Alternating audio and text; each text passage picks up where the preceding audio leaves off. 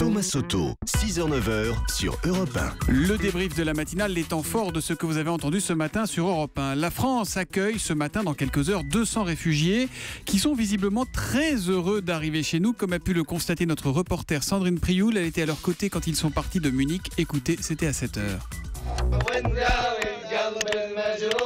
Dédicace explicite, France, j'irai voir ta tour Eiffel.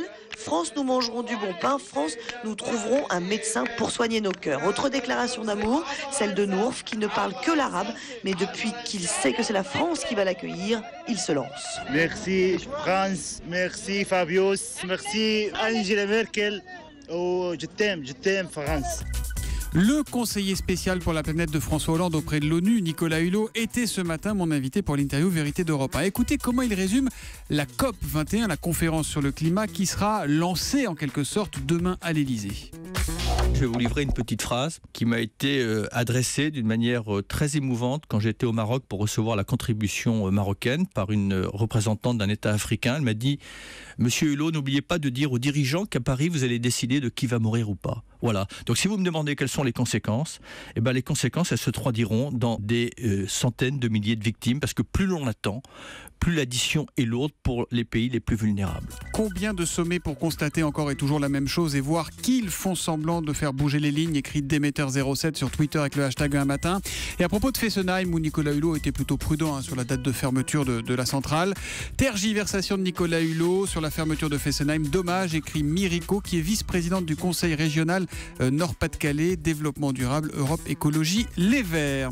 Dans l'actualité de ce que vous avez entendu ce matin également, Thierry Lepan, on a retrouvé Thierry Lepan, il vit toujours dans son fameux 3 pièces à Vincennes, dont les travaux lui avaient coûté sa place, c'était il y a quelques mois, il était alors secrétaire général de la CGT. Pour lui, cette situation est tout à fait normale. Écoutez son témoignage à 7h au micro d'Olivier Samin.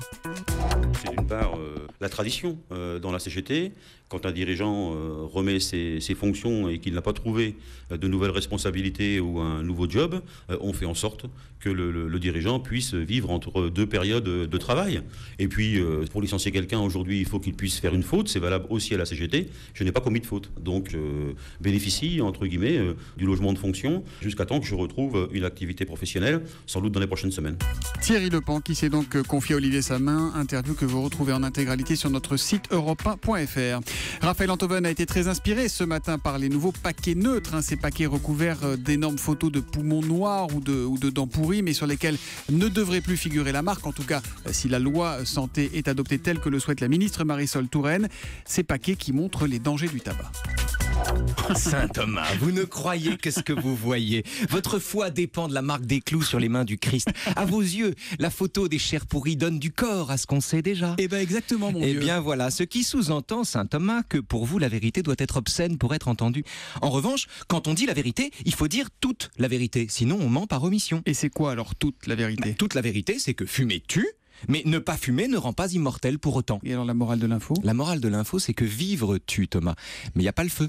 Raphaël Antoven, qui inspire énormément Nicolas Canteloup, vous l'avez entendu dans la revue de Presque, mais qu'on retrouve pour de vrai à 7h25 tous les matins dans La morale de l'info.